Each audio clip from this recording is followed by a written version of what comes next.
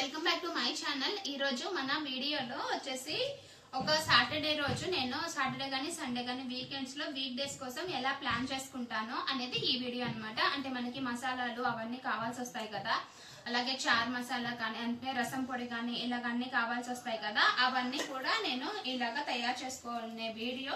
ఒక Saturday Sunday నేను ఏమేమి తయారు చేసుకుంటానో నెక్స్ట్ కమింగ్ వర్కింగ్ డేస్ కోసం, వర్కింగ్ డేస్ మేనేజబుల్ అవ్వడానికి అనేది నేను ఇలా ఈ వీడియోలో చూపిస్తాను అనమాట. దానికోసం వచ్చేసి అల్లం వెల్లుల్లి పేస్ట్, అలాగే పప్పుల పొడి అంటే మనం తాలింపుల్లోకి వేసుకుంటాం కదా, తాలింపు పొడి, రసం పొడి అవి చేసి పెట్టుకుంటాను అనమాట. అవి ప్రిపరేషన్ అది అంతా ఎలా అనేది నేను ఇప్పుడు ఈ వీడియోలో చూపిస్తాను, వచ్చేయండి. సో మనం కావాల్సినవన్నీ కూడా ఇలాగా పెట్టేసుకున్నాను అనమాట. నేను తెల్లగడ్డ కానుంచి అల్లం, తెల్లగడ్డ, కందిపప్పు, ధనియాలు, జీలకర్ర, కొబ్బరి ఇంకా అన్నీ కూడా మసాలా దినుసులు అన్నీ కూడా నేను పెట్టేసుకున్నాను అనమాట. ఫస్ట్ మనము రసం పొడికి కావాల్సినవి చూసుకుందాము. ఫస్ట్ రసం కోసమని కందిపప్పు వేయించుకుంటున్నాను అనమాట. కందిపప్పుని ఎప్పుడైనా సరే మంచిగా రసం పొడిలో కానీ వేసుకుంటే చారు రసం అనేవి మనకి చిక్కగా ఉంటాయి, దాంతోపాటు టేస్టీ కూడా మనకి చాలా బాగా అనిపిస్తుంది. కొంతమంది అయితే కందిపప్పు ఉడకపెట్టి కూడా మరీ వేసుకుంటారు, బట్ నేను అలా వేయనమాట. ఇలాగా డ్రైగా రోస్ట్ చేసుకున్న తర్వాత దాన్ని మిక్సీ పట్టుకునేసి చేసుకుంటాను. టేస్ట్ అయితే మాత్రం చాలా బాగుంటుంది. మీరు ఎప్పుడైనా కానీ ట్రై చేయకుండా, లేదంటే మీరు వేరే స్టైల్ ట్రై చేసి ఉండొచ్చు.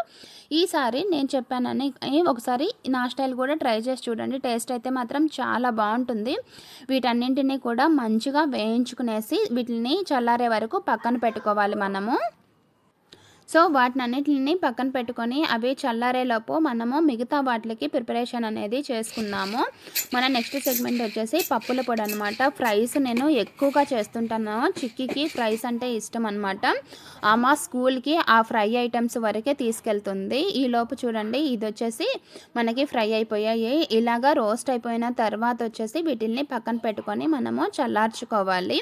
మరి ఎక్కువ మాడకుండా చూసుకోండి, మాడిపోతే మనకి టేస్ట్ అనేది చేంజ్ అయిపోతుంది అనమాట. సో మనకి ఎంత పొడి కావాలి అని అనుకుంటున్నామో అంత పొడిని అంత పొడికి సరిపడా పప్పుల్ని తీసుకోవాలి మనము.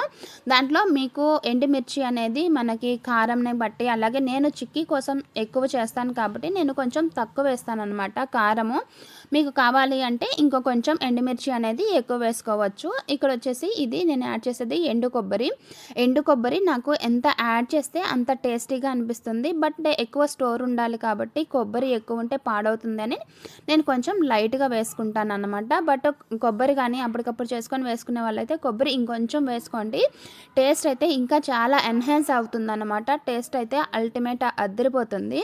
సో ఇంకా దీన్ని ఫైన్గా అన్నీ వేసుకున్న తర్వాత ఉప్పు కూడా సరిపడినంత వేసుకున్న తర్వాత మనం ఫైన్గా ఇలాగా పౌడర్ చేసుకొని ఏదైనా ఒక మంచి కంటైనర్లో స్టోర్ చేసి పెట్టుకోండి. నా దగ్గర స్టీల్ డబ్బాలు ఏమీ లేవన్నమాట, అందుకని ప్రస్తుతానికి నేను ప్లాస్టిక్ బాటిల్లోనే వేసుకుంటున్నాను. మీరైతే మాత్రం షూర్గా స్టీల్వే వాడండి. ఇప్పుడు మనకు తెలిసిందే కదా, ప్లాస్టిక్వే యూజ్ చేయకూడదు అని అంటున్నారు కాబట్టి, అనడమే కాదు అదే నిజం కూడా కదా. సో అందుకని హెల్త్ ఈజ్ వెల్త్ కదా, అదే మీరు స్టీల్వే వాడండి. నేను కూడా ఇంకా ఆ చేంజెస్ అన్నీ కూడా స్టార్ట్ చేయాలి. ఇందులోకి ఇవన్నీ కూడా చల్లారిపోయాయి అనమాట. పప్పుల పొడి రెడీ అయిపోయేలోకి ఇవన్నీ చల్లారిపోయాయి. సో చల్లారిన కందిపప్పునంతా కూడా మనము తీసేసుకొని మిక్సీ జార్లోకి తీసుకున్నాను. దీంట్లోకి కొద్దిగా జీలకర్రని కూడా యాడ్ చేసుకోవాలి. సో జీలకర్ర ఏమైనా కూడా ఆ స్మెల్ ఎంత బాగుంటుందో కదా. సో మనకి సరిపడా జీలకర్ర నేను ఒక 1 వీక్కి 2 వీక్స్కి అలాగా, అసలు మనము వీక్లీ ట్వైస్ అయినా సరే మనము రసం అనేది తినాలి. ఎందుకంటే దాన్ని మన డైజెషన్ సిస్టమ్ అనేది కూడా బాగా డైజెస్ట్ అవుతుంది మనకి వీక్లీ ట్వైస్ కానీ రసం కానీ తింటే. సో జీలకర్ర కదా అజీర్తికి బాగా పనిచేస్తుంది. ఇంక కొంచెం అందులో కొద్దిగా ఒక హాఫ్ గడ్డ ఉంటుంది కదా, ఆ సగం తెల్లగడ్డను కానీ వేసుకునేసి మనము మిక్సీ పెట్టుకోవాలన్నమాట ఫైన్గా పౌడరు. తెల్లగడ్డ అలాగే జీలకర్ర కూడా రెండు కూడా హెల్త్కి చాలా అంటే చాలా మంచిది. పిల్లలకి ఉన్నట్లయినా పెద్దవాళ్ళు మనమైనా సరే రసం అనేది వీక్లీ ట్వైస్ అనేది నేను కంపల్సరీగా, వీక్లీ వన్స్ అయితే మాత్రం మ్యాండటరీగా చేస్తానన్నమాట. అందుకని ఇంకా జీలకర్ర పొడి కానీ పెట్టుకొని ఉంటాను. మీకు రసంతో ఏం తినడం అంటే చాలా ఇష్టం. నాకు రసం విత్ ఆమ్లెట్ అంటే అది కూడా వేడిగా తింటే ఎంత బాగుంటుందో. సో ఇలాగే మీరు ఎండుమిర్చిని కూడా యాడ్ చేసుకోండి. ఎండుమిర్చి మీకు కారంని బట్టి స్పైసీ మనం మళ్ళీ పోపులో కూడా వేస్తాం కదా రసం వేసేటప్పుడు. సో దాన్ని బట్టి చూసుకొని అడ్జస్ట్ చేసుకొని వేసుకోండి అనమాట. నేను చిక్కీ ఉంటుంది కాబట్టి నేను మోస్ట్లీ కారం అంత తగ్గించను, బట్ తగ్గించే వేసుకుంటాను అనమాట. మోడరేట్గా మెయింటైన్ చేస్తుంటాం అనమాట. సో మొత్తానికి ఇలాగా ఫైన్గా చేసుకోండి. బాగా పౌడర్ అనేది ఎక్కువ స్మూత్గా ఉండేలాగా చూసుకోండి జీలకర్ర పొడి. అప్పుడు మనకి టేస్ట్ అనేది చాలా బాగుంటుంది. నాకైతే రసం పొడిని స్మెల్ చూడడం అంటే చాలా ఇష్టం అనమాట. చాలా బాగుంటుంది అని అనిపిస్తుంది అసలు. అందులో మిక్సీ ముద్ద తీయగానే ఇంకా ఆ ఫ్లేవర్ అనేది ఇంకా ఫ్రాగ్రెన్స్ చాలా బాగా అనిపిస్తుంది నాకు ఎందుకో కానీ. మైండ్ అంతా రిలాక్స్గా అయినట్లు అనిపిస్తుంది. సో అదంతా కూడా మనము ఒక డబ్బాలో ఇలాగే స్టోర్ చేసి పెట్టుకుంటే, అంటే మూత లేని దాంట్లో మాత్రం పెట్టుకోవద్దు. ఎందుకంటే స్మెల్ అనేది పోతే మనకి రసంలో ఫ్లేవర్ కానీ లేకపోతే అంత మంచిగా అనిపించదు. సో ఖచ్చితంగా మూత అనేది పెట్టుకోండి. ఇంకా 2 అయిపోయాయి. ఇంకా మనది లాస్ట్ వచ్చేసి అల్లం వెల్లుల్లి పేస్ట్ అనమాట. నేను వీక్లో ఖచ్చితంగా ఒకరోజు వెజ్ బిర్యానీ కానీ చికెన్ బిర్యానీ కానీ ఏదో ఒకటి చేస్తానన్నమాట. ఖచ్చితంగా వెన్స్డే కానీ థర్స్డే కానీ చేస్తాను.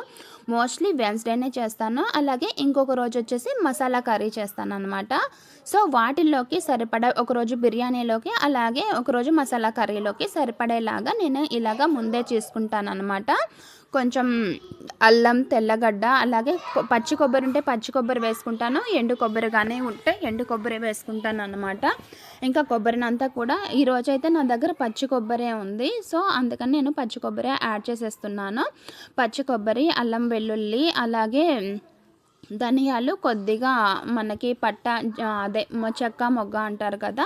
సో ఇదంతా కూడా మనము చక్కగా పీల్ తీసేసుకొని వేసుకున్నామంటే టేస్ట్ అనేది బాగుంటుందన్నమాట. వీటిని నీట్గా క్లీన్ చేసేసుకొని చిన్న ఫైన్గా, అసలు ఆ టైంలో నాకు వీడియో తీసేవాళ్ళు ఎవరు లేరు, అందుకే నేను సెల్ఫీ వీడియో తీసుకుంటున్నాను అనమాట.